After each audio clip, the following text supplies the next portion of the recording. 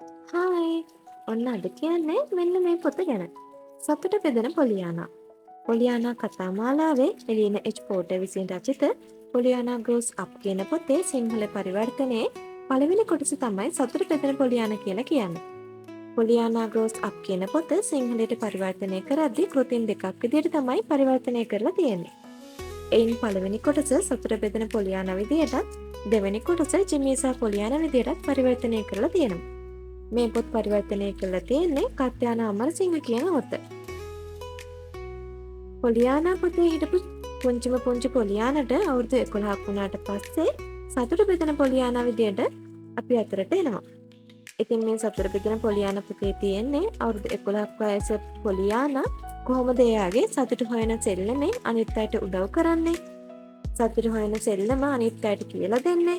ඒ සෙල්ලමෙන් අනිත් අයගේ හිත සතුටු කරන්නේ. අන්න ඒ වගේ දේවල් ගැන තමයි මෙන්න මේ සතුට බෙදෙන පොලියානා පොතේ තියෙන්නේ. ඉතින් ඔයාටත් පුළුවන් නම් කියවලා බලන්න.